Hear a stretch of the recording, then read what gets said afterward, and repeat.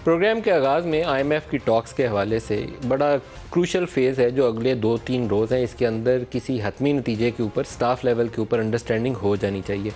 कोई आसान रास्ता नहीं आगे बढ़ने का, क्योंकि इसके लिए गैस की, बिजली की कीमतें बढ़ानी पड़ेंगी, कुछ नए टैक्सेस करने पड़ेंगे, फिजिकल एडजस्टमेंट्स हैं। बुनियादी तौर पर कुछ जगह पे अखराजात कम करने पड़ेंगे और जहाँ रेवेन्यू शॉर्टेजेस हैं उसके लिए आपको कमी कहीं और से या तो खर्चे कम करके पूरी करते हैं तो या रेवेन्यू मोबिलाइज करके पूरी करते हैं। तो दोनों ही इकदाम करने पड़ेंगे, क्योंकि गैप अभी तक दोनों की जो प्रोजेक्शंस हैं आईएमएफ की और मिनिस्ट्री ऑफ फाइनेंस की, उसके अंदर गैप नज़र आता है। इसी तरीके से जो रिजर्व्स पूरे करने हैं उसमें प्रोजेक्शंस के अंदर एक्सपेक्टेड इनफ्लोज डालने पड़ेंगे कि सऊदी अरब क्या देगा, यूएई, कतर, चाइना, इनसे क्या मिलेगा, 30 जून को रिजर्व्स की पोजीशन क्या होगी। लेकिन ये स्टेज अभी है और इसी के ऊपर एग्रीमेंट हो जाना चाहिए। पाकिस्तान इस बेयकीनी का जिसका हम पिछले 2-3 महीनों से शिकार हैं और ज़्यादा मुतहम्मिल नहीं हो सकता। 276 को रुपया क्रॉस कर चुका है, $2 और ये 189 पे जिस दिन नो कॉन्फिडेंस मोशन हो रही थी उस दिन रुपया था, तो 189 से हम तकरीबन 90 रुपये उसमें ऐड कर चुके हैं। कोई बहुत ही तकलीफ़देह सूरत हाल कहनी चाहिए, क्योंकि जो महंगाई का दबाव बढ़ चुका है ये बढ़ता जाएगा जब तक हम इस बेयकीनी को ख़त्म नहीं करेंगे। और दूसरी कॉस्ट ये है कि जो एसेंशियल कमोडिटीज़ हैं उसकी शॉर्टेजेस शुरू हो जाती हैं।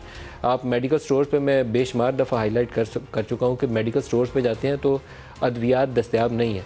क्यों दस्तयाब नहीं है? क्योंकि उनके जो बुनियादी रॉ मटेरियल्स की इंपोर्ट होनी है वो वक्त पे इंपोर्ट नहीं हो पाते। फिर जैसे जैसे आपका रुपया डॉलर के मुकाबले में डीवैल्यू करता जाता है तो अद्वियात की कीमतें ऊपर चढ़नी होती हैं। उसके ऊपर जब आप दबाते हैं उस चीज़ को तो वो कंपनियां बनानी, ये बिज़नेस एक बाकायदा इन्वेस्टमेंट का एक प्रपोजल होता है जिसको एक कंपनी लेके जाती है कि हम ये फ़लानी दवाई बनाएंगे और मार्केट में इस कीमत के ऊपर बेचेंगे।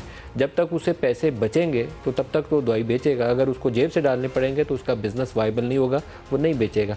तो इस वक्त सबसे बड़ा जो क्राइसिस मुझे नज़र आता है वो यही बुनियादी अशियाए ज़रूरिया हैं जिनकी कमी आनी शुरू हो जाएगी। आज ही आप खबरें पढ़ रहे होंगे कि पाकिस्तान के मुख्तलिफ जो छोटे शहर और कस्बे हैं उसके अंदर तेल की अदम दस्तयाबी की शिकायत आनी शुरू हो गई या वो ब्लैक में बेचना शुरू हो गए, क्योंकि एक्सपेक्टेशन ये है कि शायद कमिंग डेज़ के अंदर पेट्रोल की कीमत बढ़ जाएगी, तो इसके ऊपर वो पहले से ब्लैक मार्केटिंग उन्होंने शुरू कर दी। तो हम इस चीज़ को कर्व करना पड़ेगा और उसको कर्व करने का एक ही तरीका है कि वक्त पे फैसले लें। रुपया 276 से उम्मीद तो ये की जानी चाहिए कि जब टाइमली इनफ्लोज आने शुरू हो जाए और एग्रीमेंट हो जाए तो मुस्तहकम होगा, दोबारा से बेहतरी की जानब आएगा और नीचे नहीं गिरेगा। लेकिन ये वक्त पे एग्रीमेंट होगा तो तब अगर हुकूमत इसमें शशोपंज का शिकार हुई, कमज़ोरी दिखाई, इस बात से डर गई कि इसकी पोलिटिकल कॉस्ट है, पोलिटिकल कॉस्ट होगी इन चीज़ों की, लेकिन वो पोलिटिकल कॉस्ट इन्हें लेनी पड़ेगी। बाई चॉइस हुकूमत ली हुई है, इनको किसी ने धक्का नहीं था मारा कि आप जाएं और अदम एतमाद करें। इन्होंने कहा कि पाकिस्तान ख़तरे में है, पीडीएम ने कहा हम पाकिस्तान बचाने आए, तो बचाने के लिए जो इक़दाम करने हैं वो फ़ौरन फ़ैसले करने पड़ेंगे। आज फ़ौरन मीडिया की इमरान खान से मुलाकात भी थी और वहाँ पे भी बहुत सी जो बातें हुई उसके अंदर ये इकॉनमी वाला सवाल भी आया और उस इकॉनमी वाले सवाल के अंदर भी उन्होंने कहा कि अगर इक़्तिसादी सूरत हाल इतनी ख़राब थी तो इन्होंने क्यों हुकूमत ली, रहने देते मुझे। तो मैं चाहूँगा कि उसके ऊपर बातें भी करें, थोड़ी सी कुछ पूछें जो वहाँ जर्नलिस्ट मौजूद थे। बहुत सी इस्टेब्लिशमेंट के हवाले से भी सवाल जवाब हुए, उसके ऊपर उन्होंने क्या कहा। आईएमएफ के ऊपर भी सवाल हुआ जिसके मतलब उन्होंने कहा कि इस सूरत हाल में आईएमएफ से एग्रीमेंट करे बगैर आगे बढ़ना मुश्किल है।